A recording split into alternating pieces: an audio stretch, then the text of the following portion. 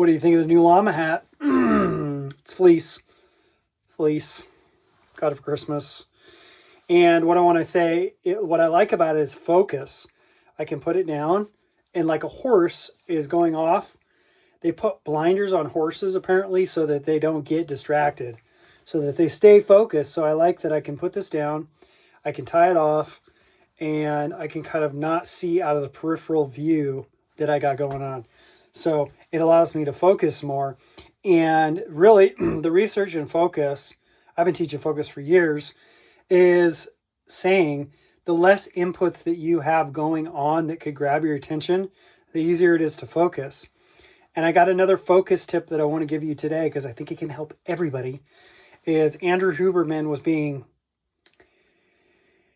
interviewed on a podcast with Chris. It was Modern Wisdom.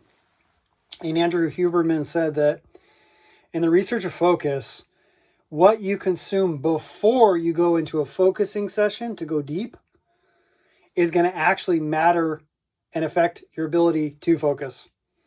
So I'm going to make this easy for you to understand. Imagine watching a horror film where you see bad things happening and then going in to try to focus on a book about gratitude, let's say, because I'm writing my second book about gratitude right now. Is that going to affect the writing of the book? Yes.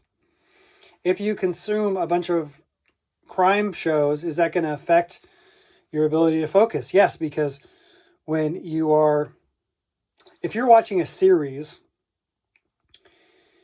what happens is they found that your brain, if you're watching a series that has like hooks on it, you got to see the next episode and the next episode, you haven't finished the series,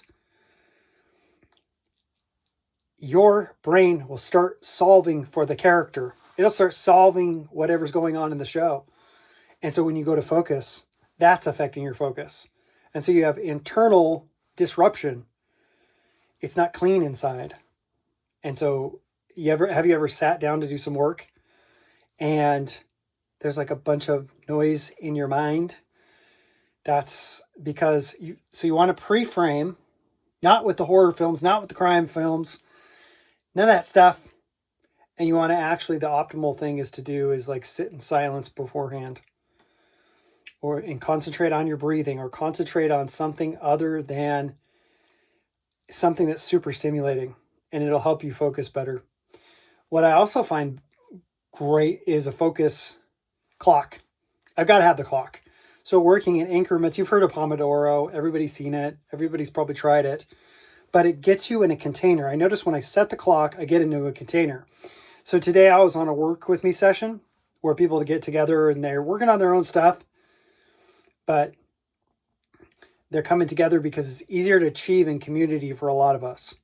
To have the feeling that somebody else is doing stuff, especially if you're, like working alone.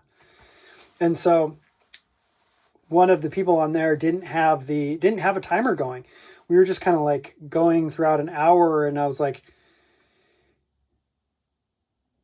thinking, we need a clock. We need a clock because it puts you in a container.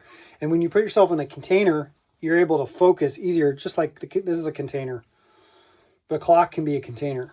Just figuring out, how can I focus more? What was your biggest takeaway from this video? Drop it in the comments below. Hopefully you like the hat. Love you.